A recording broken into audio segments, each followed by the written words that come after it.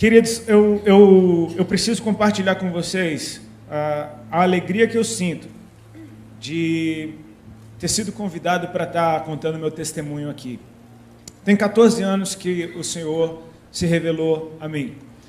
E nesses 14 anos ele não parou de se revelar. Isso é muito lindo. Eu acho que é interessante a gente começar sabendo que a obra ela não termina quando ela começa.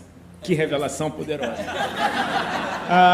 Ele continuou fazendo, ele continua fazendo. E na expectativa daquilo novo que ele ainda vai fazer, que a gente continua com a sede do primeiro dia. A gente está sempre esperando ver o novo da parte do Senhor. A Bíblia é a mesma, ela não vai mudar.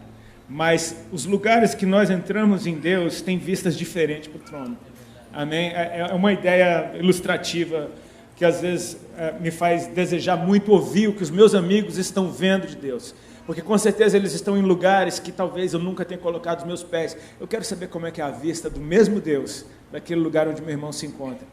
E eu espero contribuir de alguma forma para que gere mais paixão no teu coração ainda pelo nome de Jesus. Eu quero te dizer como é que eu estou sentindo mais ou menos esse momento aqui. Sabe quando você vai falar de alguém que você ama para uma pessoa, você não quer falar para ela de qualquer jeito, porque se você ama, o seu desejo é que aquela pessoa possa amá-la também. Você já experimentou fazer isso numa festa de aniversário, quando você está homenageando o aniversariante? Com certeza ele está presente. Então, é bem diferente, é muito mais poderoso você falar dessa pessoa que você ama para outras pessoas na presença dela. Eu percebo que a presença de Deus aqui nesse lugar torna um ambiente totalmente profético, e eu oro para que você abra o teu coração e a tua mente e todos os teus sentidos para absorver completamente a atmosfera que o Senhor já trouxe nesse lugar, e que com fé nós vamos entrar e tomar posse de tudo aquilo que Deus tem para nós. Amém, queridos? Abra a tua Bíblia comigo no livro de Salmos, no capítulo 100. Eu preciso te dizer que isso para mim é algo extremamente profético que está acontecendo hoje. Eu compartilhava com o Krigner dentro do carro a respeito do que Deus está fazendo nesse momento na minha vida. Mais ou menos um mês para cá, um mês e pouco para cá. O Senhor tem praticamente gritado: conte sua história, conte seu testemunho, conte sua história. A impressão que eu tenho é que Deus tem falado tanto nesses dias, tem liberado tanta revelação para a sua igreja, que é tempo da gente se lembrar do que a gente foi realmente chamado para fazer, anunciá-lo para as pessoas. Numa linguagem que o mundo possa compreender, e a melhor linguagem que o mundo pode compreender é: Ele fez isso em mim. Eu tive a oportunidade de ver nesse ano uma oração minha respondida, que foi a minha mãe entregando a vida dela para Jesus, com 73 anos de idade. Glória a Deus por isso, amém?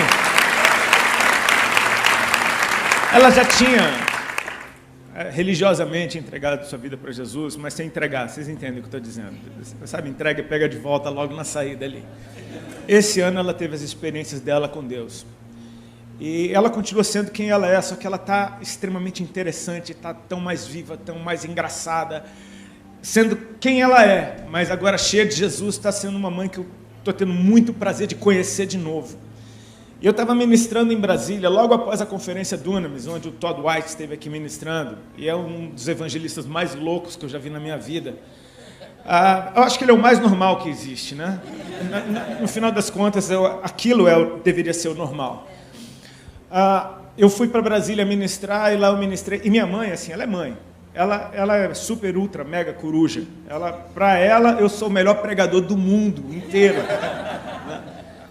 E ao final de uma ministração, minha mãe começou: meu filho, aquela mensagem foi linda, meu Deus, como é que você fala? Meu Deus, eu nunca vi um negócio daquele. Rapaz, olha, como é que você sabe dessas coisas? E não sei o que. E eu, tá, mãe, tá. E você fica com aquele negócio. Ela fala isso na frente dos pastores, né? Então você fica: tá, mãe, tá. Aí ela diz: mas olhe. Aí ela botou aquele dedo de mãe na minha cara e falou: você tem que contar a sua história. Você não deixe de contar a sua história. E a sensação que eu tive na hora que ela falou isso é a mesma sensação que eu tenho quando muitas vezes a minha esposa está falando, eu estou falando, tá, tudo bem, tá, e de repente Deus começa a falar através do que ela está me dizendo, e rola alguma coisa dentro do meu coração, tipo assim, para e ouve, porque eu estou falando contigo. E aí eu no meio daquele, tá, tudo bem, ele falou. Eu tive a mesma sensação quando a minha mãe disse isso. E, eu estou correndo de um lado para o outro, e Deus só está falando a respeito, conte sua história, conte seu testemunho, conte sua história, conte seu testemunho. Ontem eu ministrei em Fortaleza, e eu praticamente só tive que ler o texto do filho pródigo, e teve muita salvação, porque tem uma atmosfera a respeito de evangelismo poderosa. Então, assim, eu estou muito feliz, Theo, com esse convite de poder estar aqui compartilhando com vocês essa história. Todos acharam o Salmo 100? Amém? Olha o que a palavra de Deus diz. Celebrai com júbilo ao Senhor todas as terras. Servi ao Senhor com alegria. Apresentai-vos diante dele com cântico. Sabei que o Senhor é Deus, foi ele quem nos fez e dele somos. Somos o seu povo e rebanho do seu pastoreio. Entrai por suas portas com ações de graças e nos seus átrios com hinos de louvor. Rendei-lhe graças e bendizei-lhe o seu nome. Por quê? Repete comigo, por quê? Por quê? Se pergunte, por quê? Por quê? Pergunte para quem está do seu lado, por quê? Para o outro lado, por quê? Pergunte aos céus, por quê? Porque o Senhor é bom. E a sua misericórdia dura para sempre, de geração em geração, a sua fidelidade. Há um motivo, há uma razão para nós estarmos empolgados, reunidos, podemos sair da nossa zona de conforto para estarmos nesse lugar. Há um motivo para esse grupo de louvor ensaiar e desejar fazer o seu melhor para Deus. Há um motivo para que todas as pessoas que servem na casa do Senhor estarem aqui, servindo a homens como quem serve a Deus. É porque Ele é bom. Eu não sei se isso já aconteceu com você, mas eu já tive muitas vezes vontade de me esmurrar quando eu lembro do tempo que eu vivi longe do Senhor e das loucuras que eu fazia. Eu pensava, eu estava louco? O que é que tinha acontecido comigo? É interessante que mesmo fora de uma vida com Cristo, fora da igreja, todas as pessoas no mundo têm alguma opinião a respeito de quem Deus é. Todas as pessoas têm alguma coisa para falar de Deus. Ainda que eles não saibam nada de Deus, eles dizem, Deus para mim é... E então vem aquela definição mais louca do mundo. Eu já vi gente dizendo que Deus é a energia, que Deus é o sol. Meu Deus, que Deus é o amor. Deus é amor, legal, essa daí chegou, tá num bom caminho. Mas é interessante quando você vê gente dizendo que Deus é mau. Que se Deus existe, por que houveram aqueles atentados na França? Se Deus existe, porque tem crianças passando fome? Se Deus existe, porque aquelas barragens em Minas Gerais romperam?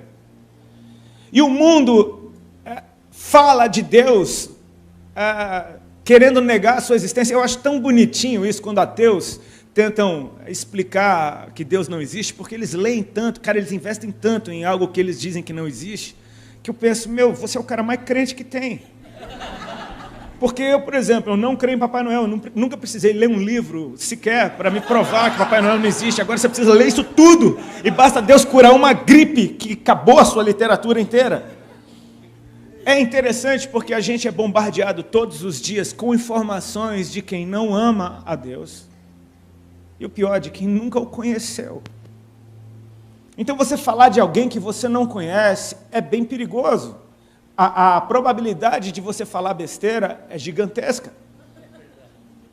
Falar do que você não sabe já é perigoso. Falar de quem você não conhece, baseado nas informações que você tem pela falta de experiência com Ele.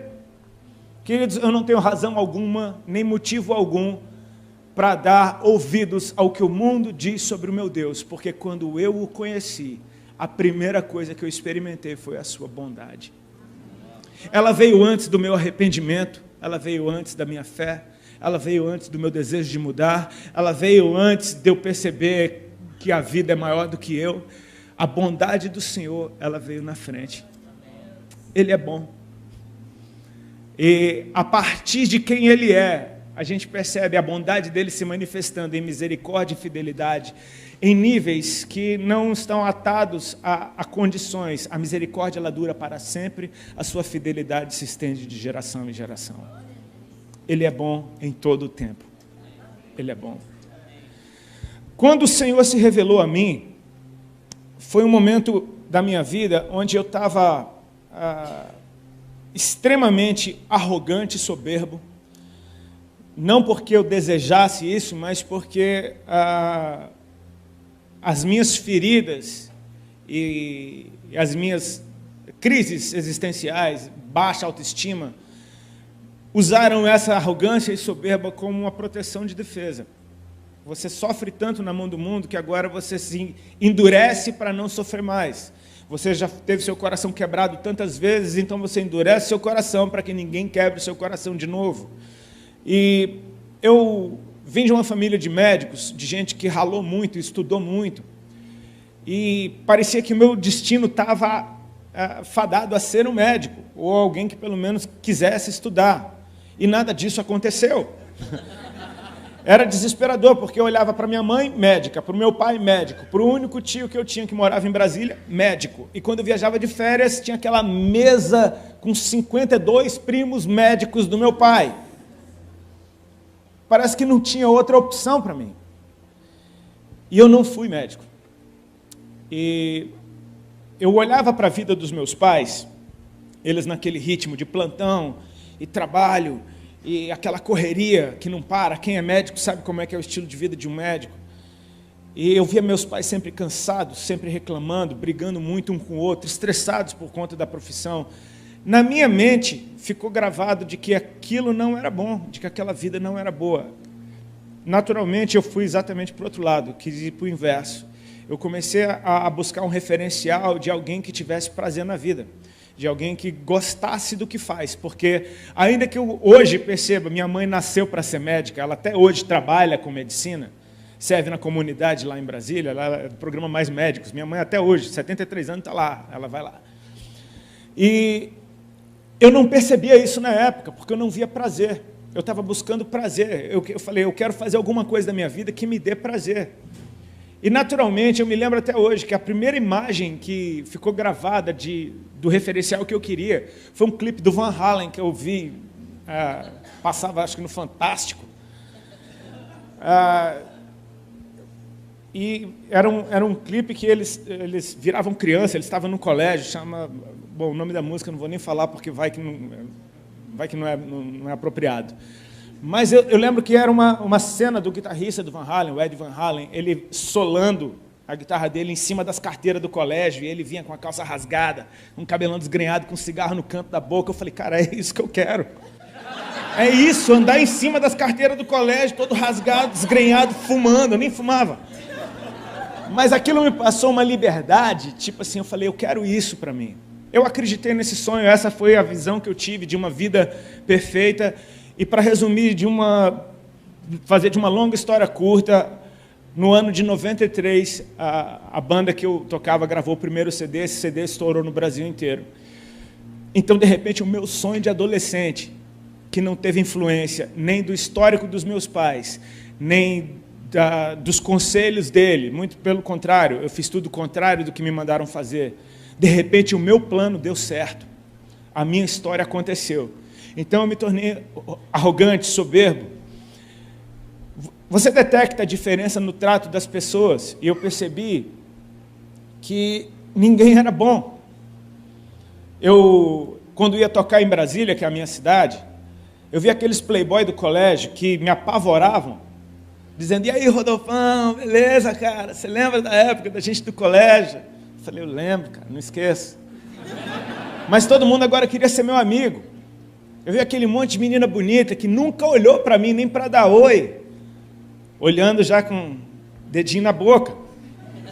Eu falei, cara, fiquei lindo? Eu sei que esse milagre não aconteceu só com a minha esposa, ela me acha lindo, minha mãe também. Mas você percebe que todo mundo que se relacionava comigo era com alguma forma de interesse. Até quem colava comigo estava querendo alguma coisa, queria entrar de graça em boate, queria ir para show de graça, queria estar no meio da balada, queria ser convidado. Enfim, quem fica na periferia de um cara como esse, desfruta de tudo que ele desfruta. Então, eu percebia isso. Meus relacionamentos travaram. Eu usava todo mundo da mesma forma que eu achava que eu estava sendo usado. Não é justificativa, mas é uma matemática burra que, infelizmente, no mundo é assim. Me usaram, eu vou usar também. E eu fiquei desse jeito. Eu sei que quando eu fui, no começo da minha carreira como músico, quando o CD saiu, eu conheci a minha esposa, a Alexandra. Ela tinha 15 anos de idade, eu fui tocar na cidade dela, ela com 15 anos já dava aula de inglês, então ela foi contratada para ser intérprete do Ramones, que era a banda que estava fazendo turnê no Brasil, a gente foi abrir o show para eles, e ela foi contratada para ser intérprete do Ramones. Então eu conheci ela nesse contexto. Foi amor à primeira vista. Aí eu percebi que o dom profético fluía na minha vida, porque, eu olhei para ela, eu desci do ônibus, eu me lembro até hoje, o ônibus parou lá em Balneário Camboriú, que é a cidade que eu moro hoje. Eu chego no saguão do hotel, tá lá aquela menina linda, com 15 aninhos, toda bonitinha, de vestidinho. Oi, toda simpática, sendo simpática com todo mundo. Ela foi simpática comigo de um jeito que eu fiquei louco. E assim, eu era monossilábico, eu não conseguia falar nada com ninguém. Minhas cantadas eram as piores do mundo, eu desistia, não tinha uma cantada que prestasse, nunca colou. E doidão ainda, então era só... E eu pensei, cara, eu tenho que falar alguma coisa para ela, porque assim, eu pensei, cara, tá cheio de gringo aqui, os caras do Ramones, os caras do Sepultura. Era uma turnê louca, Ramones, Sepultura, Ramones não tinha nada a ver, mas tudo bem. E eu falei, eu tenho que falar alguma coisa para ela. E eu ficava meio que olhando para ela com aquela cara de louco, e ela olhando, oi. E eu pensando, fala alguma coisa, fala alguma coisa. Eu falei, cara, você é linda. Falei para ela assim, eu tô apaixonado por você, cara. Eu te amo. Com essas palavras, nessa sequência. Eu vou me casar com você. Eu falei, você não acredita, mas você vai ver só. Cara, tudo aconteceu. Tudo aconteceu. Não tente isso em casa, amém? Funcionou comigo. Ela é linda, eu sou apaixonado todo dia, eu amo ela e casei com ela e ela viu. Pronto. O que eu falei aconteceu. Ela não me deu muita bola, ela achou que eu era louco. Ela falou que cantava horrível, que era louco. Mas eram vários dias de ali juntos, e a gente foi ficando amiguinho, e eu achei lindo que ela não me dava mole. Falei, cara, ela tá fazendo jogo duro.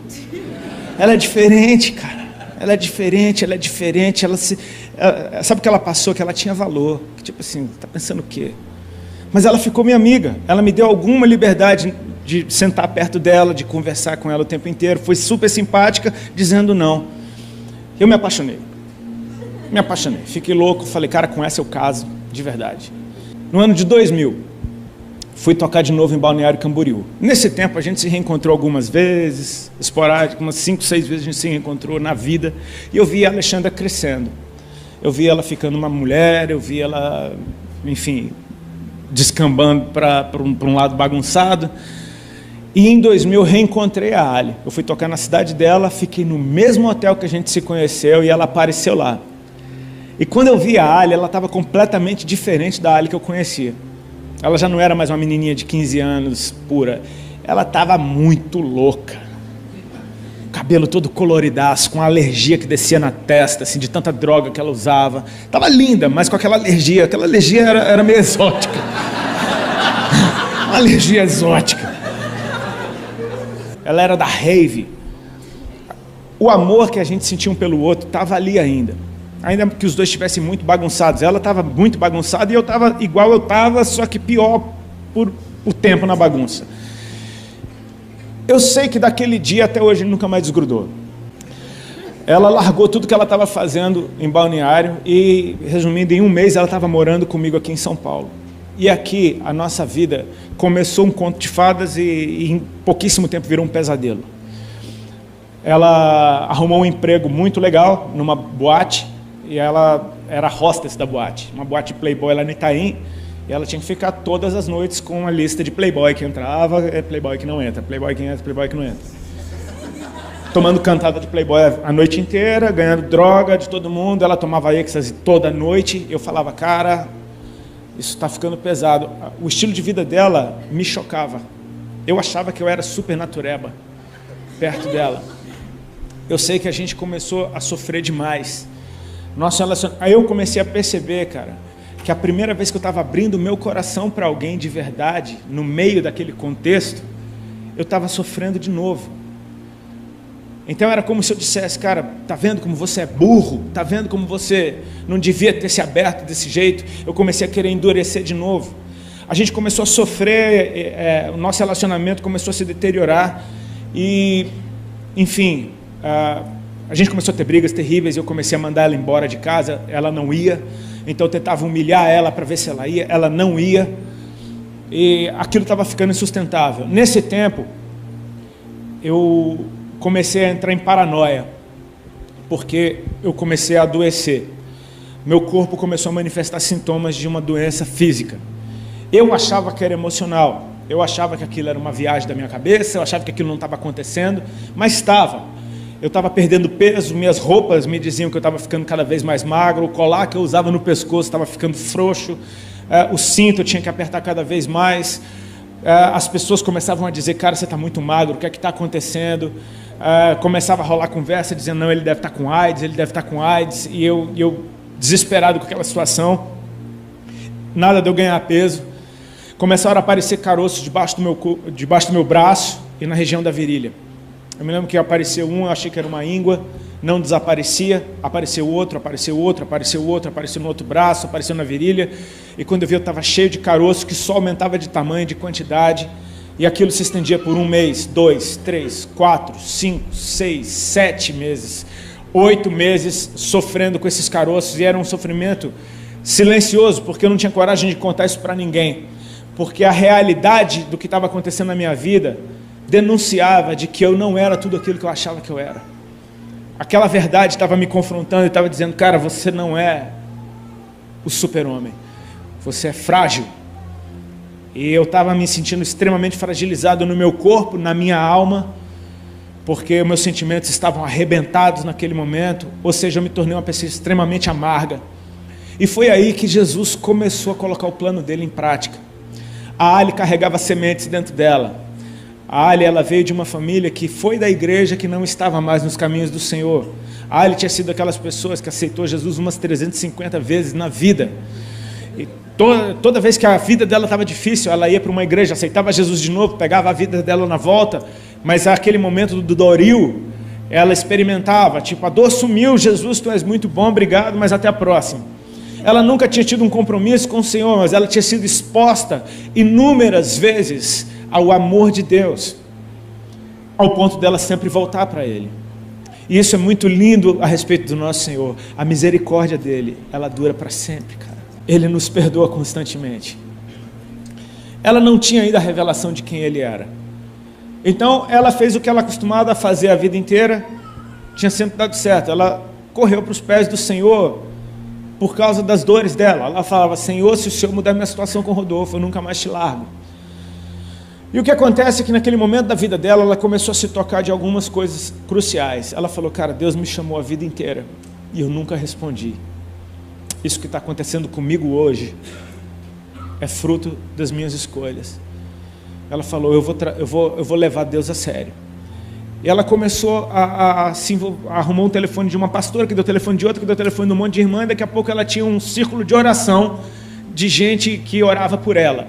Umas irmãzinhas lá da Vila Carrão, que, estava direto com ela no telefone, e ela começou com uns papos de crente dentro de casa. Eu falei, que conversa é essa? Virou crente agora, ficou louca, está querendo uma de santa. Eu estava totalmente resistente a tudo aquilo, eu não queria nada de Deus. Minha vida já está uma droga, ainda a mulher vira crente. Eu falei, pelo amor de Deus, onde é que isso vai parar? E ela se envolvendo cada vez mais. Era o tempo todo, era toda briga, ela ligava para uma irmã, para chorar para as irmãs. Eu falava, meu Deus, nem sei quem são essas pessoas, está falando da nossa vida. eu viajava para fazer show com a banda, ela ia para a periferia, passava o fim de semana na casa das irmãs. E as irmãs não tinham tempo ruim, meu amigo. Era culto todo dia, o dia todo, era monte, era vigília, Ela voltava tendo que descarregar isso em alguém, e era eu. Eu não aguentava aquilo. Eu sei que eu fui resistindo, daqui a pouco ela veio com uma notícia: essas irmãs vão vir aqui em casa. Eu falei, Falei, isso não está legal. Mas eu não tinha moral alguma, eu estava completamente arrasado dentro de mim, eu não tinha nem autoridade para dizer, não vem, acabou. Não, eu falei, quando é que elas vêm? Segunda-feira. Eu falei, então segunda-feira eu vou fazer alguma coisa, não vou ficar aqui. Ela falou, só que são 7 segunda-feira. Aí eu, poxa, 7 segunda-feira, toda segunda-feira eu vou ter que arrumar alguma coisa para fazer. E eu fiz o meu plano, e eu falei, cara, eu vou ficar fora, não quero saber de crente, não quero saber dessas irmãs loucas, não quero, a mulher está ficando louca, minha vida já está horrível. E eu fugi, só que aí teve uma vez que eu esqueci que elas vinham. Quando elas chegaram, eu estava lá, eu falei, e agora o que eu faço? Aí a Ali falou, fica. Eu falei, tá bom. E foi chocante, porque aquele grupo de irmãs parecia a minha avó, cara. Todas elas pareciam minha avó. Eu falei, meu Deus, eu pensava, Ali, como é que você anda com um povo desse? Eu falei, essas são as irmãs, meu... Chegaram lá, tudo simplesinha, daqui a pouco começaram a orar, e elas, ultra, mega, hiper pentecostais, cara, elas deram lugar rapidinho ao Senhor. E daquele jeito delas, né, pulando num pé só, rodando, correndo pela casa, karatê, dando espadada.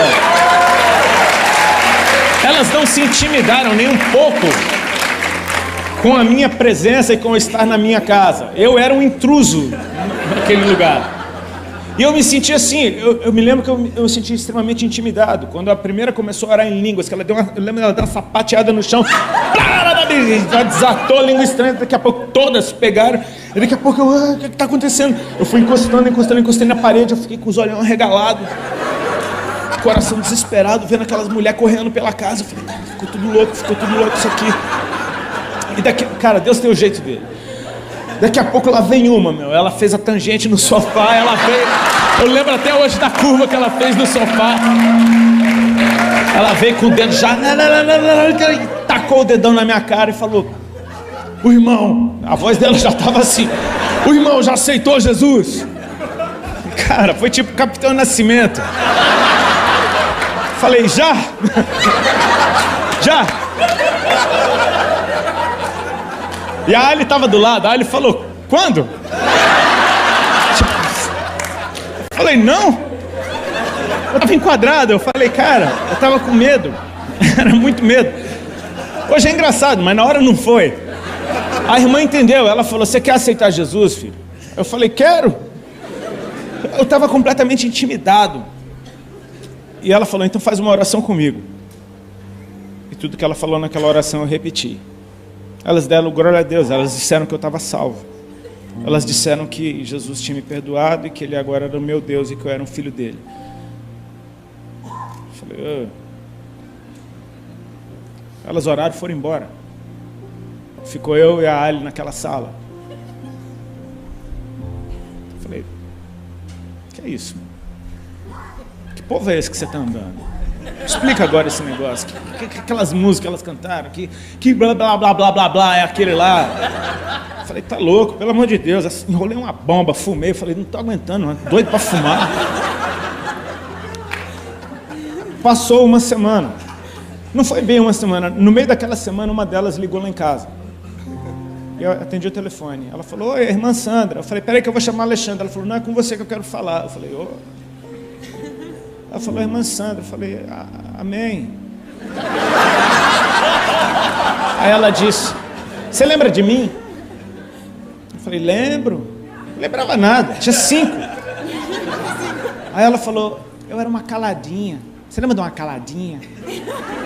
Aí eu lembrei mesmo, tinha uma que não abriu a boca, cara. Só ficava me olhando torto. Ela não olhava bonito, não. Ela, uma cara braba, olhando assim. Ela foi a que mais me incomodou. E ela falou, eu sou aquela calada. Eu falei, oi, justo a mais calada tinha alguma coisa para falar comigo. Eu falei, pode falar. Então, filho, eu estava orando por você e o Senhor começou a me falar.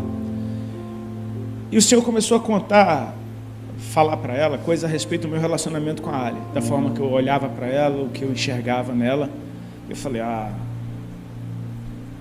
A Alexandra contou tudo para a irmã, né? A irmã está só aqui fazendo a ponte para resolver nossa situação. E eu, por educação, falei, é verdade. Estava dando muita bola, esperando a ligação terminar. Daqui a pouco, Deus começou a falar algumas coisas a respeito da minha vida. Sabe quando a palavra ela entra lá no fundo do teu coração, parece que alguém deu um mergulho dentro de você? E aquela mulher da periferia estava falando coisa a respeito da dor que eu tinha. Ela falava, Jesus mandou dizer isso para você. E assim foi lindo, porque... Desculpa. Eu sou desses caras que fala no telefone andando. E tinha um espelho no corredor. Eu parei na frente daquele espelho, o cara estava chorando. Só de ouvir que ele me amava. E aquilo assim, atraiu meu coração. Porque eu falei, cara, tem algo maior. Veio a segunda-feira seguinte e eu não relutei, eu quis ficar. Eu já falei, poxa, qual é? Sabe a curiosidade, o Senhor, Ele toca a gente com a curiosidade. Ele não mostra tudo, e Ele nunca vai mostrar tudo. Isso é lindo a respeito dEle. Ele vai manter a gente buscando sempre. Eu queria saber, como assim? Vieram aquelas irmãs, fizeram aquela gritaria na sala, correram, pularam, gritaram. Eu já não fiquei com medo, eu já estava acostumado. Parei, fiquei fingindo que eu estava orando, só mexendo a boca. E de repente, cara, uma delas, ela veio na minha direção, fazendo a curva no sofá. Eu falei, já sei o que vai acontecer, ela vem orar por mim. Isso é interessante a gente saber como a gente se torna religioso rápido. A gente já sabe tudo que vai acontecer. Eu falei, não, ela vai vir aqui na minha direção, ela vai orar por mim. E foi dito e feito, e ela veio. Só que ela não veio com o dedo na minha cara, ela veio com a mão na minha cabeça. Ela botou a mão na minha cabeça e ela parou e ela começou a orar em línguas. Eu, naturalmente, não entendia nada do que ela estava falando, eu simplesmente fiquei quietinho no meu canto. No meio daquela oração, ela tomada, cheia do Espírito Santo, ela baixou a mão até a minha barriga. E ficou orando com a mão na minha barriga. E eu achando aquilo tudo estranho, de repente ela parou e sem nenhum drama, sem nenhum floreio, sem nenhum tom de voz diferente, ela me entregou um recado. Ela falou, irmão Rodolfo, com essa naturalidade, ela falou assim, o Senhor Jesus está mandando te dizer que nessa tarde Ele está te curando de um câncer no estômago, para você saber que Ele é Deus, que Ele te ama e que Ele tem uma obra para fazer na tua vida. E aquilo foi tipo um soco. Eu me lembro do calorão que eu senti na hora. Eu me lembro de um pinguinho de sorriso que apareceu na minha boca, tipo, porque são as boas novas. Ele tem boas notícias para nos dar. Ele é bom. Por pior que eu estivesse, o que Ele tinha para falar a meu respeito era algo bom. E eu comecei a pensar, meu Deus, eu tenho 28 anos de idade, como assim? Câncer? Isso não faz sentido. A gente começa a fazer conta, tipo, mas eu sou muito novo. Daqui a pouco eu comecei a pensar, cara, eu tenho uma dor de estômago há 2 anos que não passa. Falei, que estranho isso. Aí comecei a me lembrar, meu Deus, eu estou perdendo peso há muito tempo. Meu Deus, eu estou cheio de caroço espalhado pelo corpo há tanto tempo. Eu falei, cara, tudo isso é sintoma. Eu ouvi as conversas de doença dentro de casa. Daqui a pouco eu me toquei. Por que eu ouvi as conversas de doença de câncer dentro de casa? Porque o meu avô, pai da minha mãe, morreu de câncer de estômago. Porque 2 tios, irmãos da minha mãe, morreram de câncer de estômago. Porque 2 tias, irmãs da minha mãe, tiveram que arrancar um seio por causa de câncer. Eu falei, cara, isso estava na família. Eu comecei a pensar, só que ficava dentro da minha cabeça, Ele está te curando. Ele não estava dizendo que eu tinha, Ele estava dizendo que Ele estava tirando. Eu nunca vi ninguém, uma ministração de cura desse jeito, porque não foi repreensão da doença, não foi sai em nome de Jesus, foi um recado. Ela disse, Ele está mandando te dizer que Ele está te curando, para você saber que Ele é Deus, que Ele te ama e que Ele tem uma obra na tua vida. E o que aconteceu? Aquilo se manifestou no meu físico. Naquela tarde, eu me lembro que quando a gente estava terminando de orar, de mãos dadas, eu comecei a soprar. Eu soprava muito forte até sair todo o ar do meu pulmão. E aquilo ficou até estranho. Eu me senti até constrangido, porque eu falei, que coisa estranha que eu estou fazendo, por que eu estou fazendo isso? Veio na minha mente, tem algo saindo de você. Eu percebi, cara, ela falou de um câncer no estômago. Eu prestei atenção, meu estômago não estava doendo. Eu falei, cara, não está doendo. Interessante. Aquilo era uma segunda-feira. Passou a terça, passou a quarta-feira. Na quinta-feira eu acordei de manhã, tomei banho. E quando fui passar desodorante, não tinha caroço nenhum debaixo do braço. Falei, cara, o que é isso? Eu olhei outro braço, não tinha caroço nenhum. Eu apertei na virilha, não tinha caroço nenhum. Eram muitos, eram bolotas enormes, mais ou menos desse tamanho. Eu contei 9 num braço uma vez, mais um monte no outro. Eu mal fechava os braços, eu tinha que tomar 2 anti-inflamatórios por dia. Eu estava nesse ritmo há uns 4 meses para fechar os braços. Doía demais. E de repente aquilo tudo desaparecia, estava tudo branquinho. Eu me lembro que eu saí correndo pela casa. Ele vem ver um negócio. Ele estava secando o cabelo no outro banheiro. O que foi? Eu falei, olha isso aqui. Eu apertava fundo, eu tentava procurar, não tinha nada. Ali eu falei, cara, ele é real. Para tudo. Eu falei, eu sei que você está me vendo aqui agora. Aquilo mexeu comigo. Eu falei, cara, ele é real, ele me ama. Só que a ficha demorou para cair. Eu ia morrer, eu não vou mais. Meus dias estavam acabando. Agora começou. Sabe, antes de tudo, queridos, a bondade do Senhor se manifestou. E por causa da bondade dele, eu quis estar perto dele. Então eu comecei a andar com as irmãzinhas também. Comecei para lá e para cá. Eu falei, quero aprender. Me fala mais de Jesus. Todo culto que eu ia tinha alguma coisa para eu ouvir. Todo culto acontecia alguma coisa. Deus foi fazendo coisas tão rápidas na nossa vida. A gente noivou em semanas, porque a irmã falou, olha, é bom vocês casarem. E estava chegando o aniversário da Alha, eu comprei um par de aliança de presente e fiz o nosso noivado debaixo da mesa do restaurante. Vai dar sua mão aqui, enfiei sem ela ver. Ela olhou, chorou. E aí a gente foi dar notícia do noivado para os pais dela. Fomos para Balneário Camboriú. Pega a prancha, pega umas roupas. Vamos de última hora. Pega o bagulho que tem, leva. Eles fomos lá e eu não me programei. Então cheguei lá em Balneário, eu tinha pouca maconha. E eu me lembro de um dia no hotel, eu estava tentando fumar. Quer dizer, eu estava fumando e tentando ler a Bíblia. Porque eu estava apaixonado por Deus. Eu não sabia nada dele. Eu não conhecia um livro da Bíblia, eu não sabia nada. Eu só sabia da palavra do cego de Jericó, que foi o que a irmã pregou no dia que eu aceitei Jesus.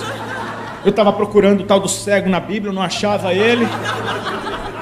Fumando meu bagulho, a Ali tinha ido para a casa da mãe dela, eu estava no hotel, eu estou lá fumando, daqui a pouco eu estou fumando e eu estou prestando atenção. Cara, é o último baseado que eu tenho. Eu falei, comecei a esquecer da Bíblia, comecei a pensar, é o último baseado que eu tenho, como é que eu vou fazer para fumar amanhã?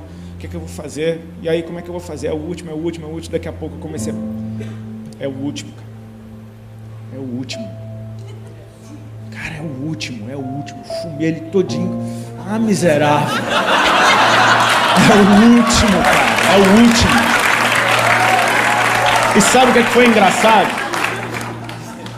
Que quando eu terminei de fumar ele, acabou. Eu falei, eu vou fumar tudo para não ter chance de eu querer depois. Falei, cara, eu estava decidido. É o último. Acabou. Falei, o que eu faço agora? Eu estava lá doidão, sem maconha, com a Bíblia. Hoje eu sei que foi o Espírito. Na hora eu achei que foi uma grande ideia. Eu peguei o telefone e liguei para a casa da mãe da Ali. Era umas 11h30 da noite. A Ali atendeu. Ela falou, oi amor, já estou indo para casa. Ela veio se explicando. Eu falei, não, eu tenho uma notícia para te dar. Com a voz de doidão. Ela falou, qual a notícia, amor? Eu falei, parei de fumar.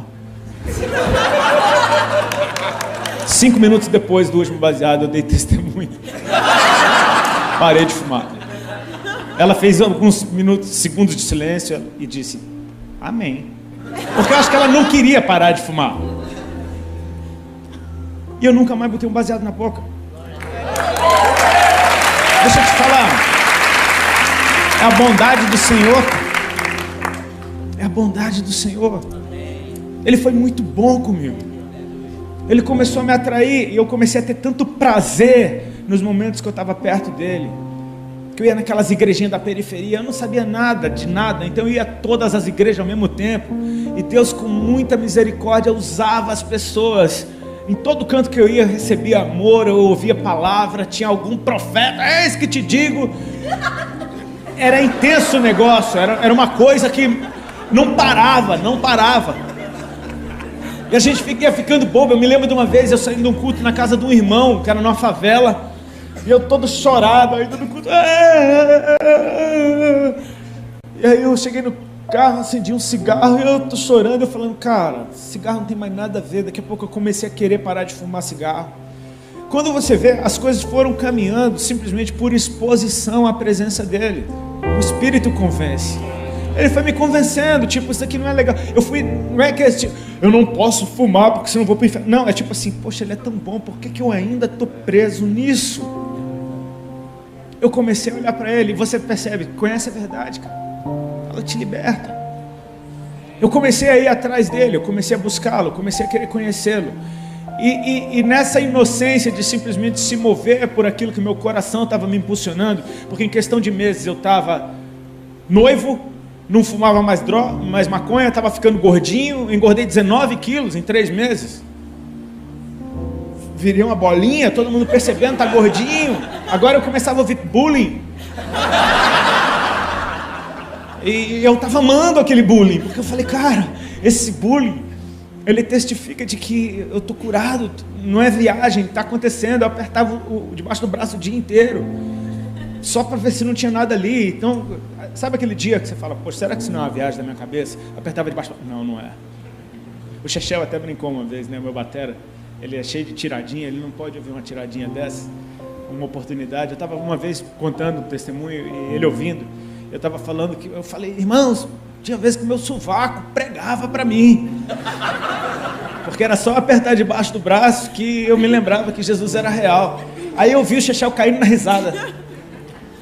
Esse cara tá rindo. Daqui a pouco ele chegou, Rodi, sabe como é o nome do teu sovaco, cara? Falei, qual? Aí ele, é Axilas Malafaia. Aí ele pregava para você, cara. Falei, meu Deus do céu. Isso é coisa do Chechel. Quem conhece ele sabe que ele é uma figura. A mente dele trabalha muito rápido. Eu sei que esse processo o Senhor, ele foi se revelando para mim naquele nosso estilo de vida recluso. Era eu, a Ali e as irmãs. Só que ao mesmo tempo eu estava tendo compromisso com a banda todo fim de semana. Eu tentava me comportar normal. Cara, eu tentei muito ser normal. Eu tentava... Só que eu já não fumava mais. Só parou de fumar, parei. Estranho. Minha conversa começa a mudar. Estranho. De repente, eu começo a me sentir mal naquele ambiente. De repente aquilo ali já não está mais agradando o meu coração. De repente eu começo a perceber por que esse desgosto que eu estou sentindo. Por que eu não tenho mais prazer nisso? Sendo que eu tinha. Eu comecei a perceber, cara, eu estou ficando diferente. E eu percebi que Jesus estava me dando uma vida real agora. Agora eu tinha uma vida real. Agora eu tinha uma vida, cara, eu tinha vontade de falar com os meus pais, eu tinha vontade de contar para eles que eu não usava mais droga, eu tinha vontade de compartilhar isso com todo mundo. Tinha uma vida real acontecendo ali. A bondade do Senhor, Ele me atraiu para Ele porque Ele é bom. E tudo que Ele estava fazendo na minha vida era tão bom que eu falei, cara, isso é muito bom. Todo mundo vai achar bom. Quando todo mundo souber como Deus é bom e que Ele me fez bem, todo mundo vai achar bom. Só que chegou um tempo que eu não aguentei mais ficar lá. E para mim foi algo que se eu pensasse muito, eu não sairia da banda. Só que chegou um fim de semana que naquele fim de semana foi meio que o papo do esse é o último. E eu decidi que aquele era o meu último fim de semana com a banda. Naquele fim de semana eu decidi, cara, esse é o meu último fim de semana. E aí eu dei a notícia para eles na segunda-feira. E na segunda-feira eu saí oficialmente da banda. Eles ficaram muito bravos comigo, com toda razão. Com toda razão. Você mudou de vida, tomou uma atitude que mudou a vida de todo mundo ao teu redor e ninguém escolheu isso. Natural, ficaram com raiva. Foi um período que eu conheci a bondade de Deus por outro prisma. Porque agora minha vida ficou um caos. Agora todo mundo que me amava me odiava, agora minha família achava que eu estava louco, agora meus amigos desapareceram, agora eu era a vergonha daquela geração que me aplaudia. Agora eu era o traidor do rock, agora eu era um cara que não pensa em ninguém, e eu estava querendo só dizer para todo mundo, cara, ele é bom. O que ele fez em mim foi bom. Cometi muitos erros, porque depois com o tempo você aprende que a melhor coisa é ficar calado, simplesmente deixar Deus fazer a obra dele. Eu quis me justificar, e parece que quanto mais eu falava, mais complicava tudo. Eu sei que a gente entrou num período que eu acho que eu comecei a entrar até numa certa depressão, mas a gente percebe que essas estações, elas te empurram para mais de Deus. É uma pressão tão preciosa, porque do jeito que você está, você vai morrer, cara, você vai enlouquecer, você precisa se mover, e aquela pressão empurrava para dentro de Deus. Tipo, cara, eu ia para a palavra de Deus, eu não entendia nada, mas eu queria conhecer. E aí a palavra começava a me dizer o que estava acontecendo comigo. Eu me lembro de um versículo, cara, que esse me marcou. Quando eu estava chorando um dia, sofrendo, todo mundo me xingando, eu li: bem-aventurados sois vós, quando os perseguirem, injuriarem e mentindo fizerem todo o mal contra vocês. Grande é a sua recompensa, porque fizeram assim com os profetas que vieram antes de vocês. Eu falei, cara, o que está acontecendo comigo então? Você começa a perceber que tem algumas preciosas promessas da Bíblia que ninguém quer pôr na caixinha. Tipo, vocês serão odiados de todos pelo meu nome. Eu comecei a perceber, cara, isso é por causa do nome dele. A ficha começa a cair, cara, é muito maior do que eu. Ele fez algo em mim. Ele me trouxe para perto dele para que eu conhecesse. Eu comecei a perceber, cara, eu acho que Deus está querendo usar a minha vida para chamar a atenção de outros.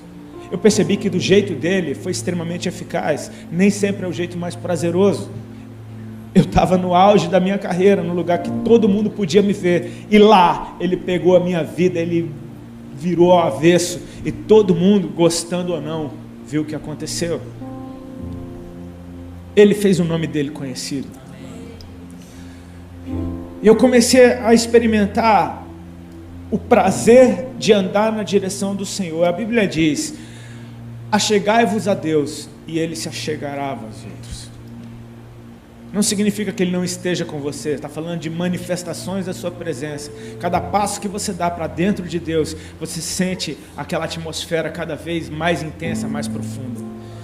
É aquela alegria na alma de fazer a vontade do Senhor. Quando você faz o que Ele te mandou, você sente um gozo na alma que você fala, cara, é para isso que eu nasci. Eu comecei a experimentar o prazer de compartilhar Jesus com os outros. Eu comecei a experimentar o prazer de ouvir a palavra de Deus. Eu comecei a experimentar o prazer de ir na casa do Senhor. E por mais que as igrejas parecessem religiosas e meio, umas muito de um jeito, outras muito de outro, eu tinha a Bíblia que me falava do templo.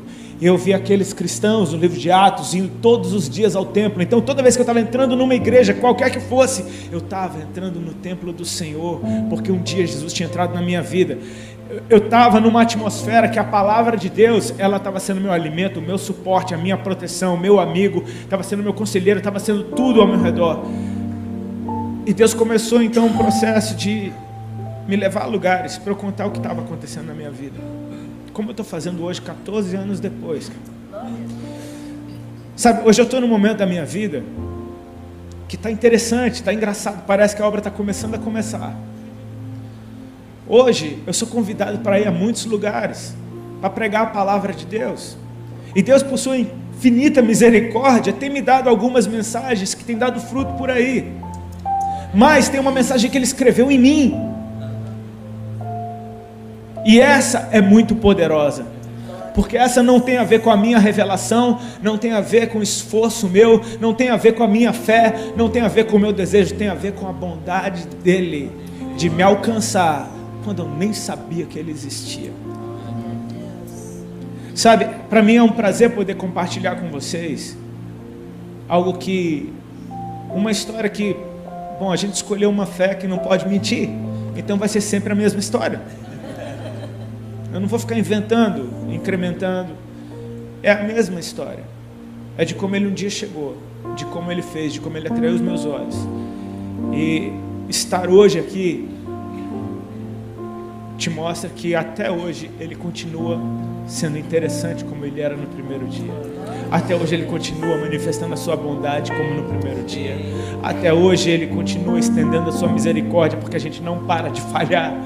E Ele está lá amando a gente, nos ensinando, muitas vezes dando um pedala, mas não é um espancamento. Deus não está acabando com você, Ele só está te falando que você está indo pelo caminho errado. Ele está querendo te tanger para o caminho certo. É a vara, é o cajado, consolando. A gente começa a perceber que Ele é bom em todo tempo. O que eu queria deixar para vocês, querido, é que há um motivo maior para a gente estar com Ele. É maior do que os nossos desejos, do que aquilo que a gente quer que Deus faça na nossa vida. É maior do que um milagre que você precisa. É maior do que o sentido que você quer encontrar para a tua vida. É a bondade do Senhor. Ele é bom. Ele é bom.